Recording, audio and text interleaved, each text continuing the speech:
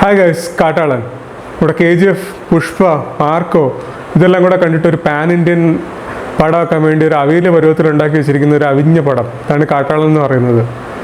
പടത്തെപ്പറ്റി പറയുകയാണെങ്കിൽ പടത്തിൻ്റെ പോസിറ്റീവ്സ് നമുക്ക് സംസാരിച്ച് തുടങ്ങാം. പോസിറ്റീവ്സ് എന്ന് പറയുമ്പോൾ പടം 2 മണിക്കൂറേ ഉള്ളൂ. ഇതെനിക്കൊരു വളരെ നല്ല പോസിറ്റീവായിട്ട് തന്നെ തോന്നി. കാര്യം കൂടുതലേറെ നമ്മളെടുത്ത് വധിച്ചിട്ടില്ല. പിന്നെ പടത്തിൻ്റെ ടെക്നിക്കൽ സൈഡ്, പ്രത്യേകിച്ചായിട്ട് ആക്ഷൻ കൊറിയോഗ്രാഫി, സിനിമാറ്റോഗ്രാഫി, മ്യൂസിക് ഇതെല്ലാം വളരെ മികച്ച രീതിയിൽ ചെയ്തിട്ടുണ്ട്. മ്യൂസിക്കിനെ പറ്റി പറയുകയാണെങ്കിൽ നമ്മുടെ രവി ബർസൂരാണ് മ്യൂസിക് ചെയ്തിരിക്കുന്നത്, KGF ഒക്കെ ചെയ്തിരിക്കുന്നത്. പുള്ളിക്ക് പൈസ കൊടുത്ത് കൊണ്ടുവന്നുകൊണ്ടാണെന്ന് തോന്നുന്നു. പുള്ളി ഇട്ടങ്ങ് പണിയെടുപ്പിച്ച് കൊന്നിട്ടുണ്ട്. നിൽക്കുന്നതിനും നടക്കുന്നതിനും എല്ലാം BGM.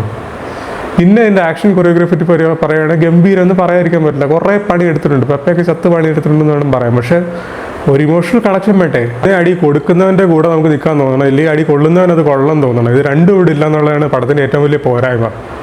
പിന്നെ ഡയറക്ഷനെ കുറിച്ച് പറയുകയാണെങ്കിൽ തരക്കേടില്ലാതെ ചെയ്തിട്ടുണ്ടെന്ന് പറയാൻ പറ്റും. പക്ഷേ ഇതിൻ്റെ ഇടയ്ക്ക് 2 ഐറ്റം ഡാൻസ് വെച്ചിട്ടുണ്ട്. ഇതൊക്കെ എന്തിനാണ് എന്നൊന്നും നമുക്കൊരു പിടുത്തമില്ല. കഥയെപ്പറ്റി പറയുകയാണെങ്കിൽ കഥയില്ല.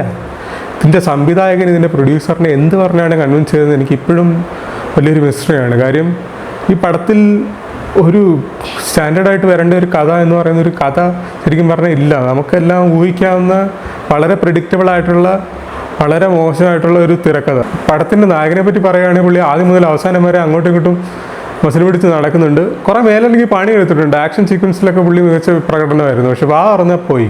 അതിന് പ്രധാനമായിട്ടുള്ള കാരണം ഡയലോഗ്സും കൂടാണ്. ഉണ്ണിയാറാണ് ഈ പടത്തിൻ്റെ ഡയലോഗ്സ് എഴുതിയിരിക്കുന്നത്. എനിക്ക് വിശ്വസിക്കാൻ പോലും പറ്റിയിട്ടില്ല. കാര്യം ബിഗ് ബി പോലുള്ള പടത്തിൻ്റെയൊക്കെ ഡയലോഗ് എഴുതിയ പുള്ളിയാണ്.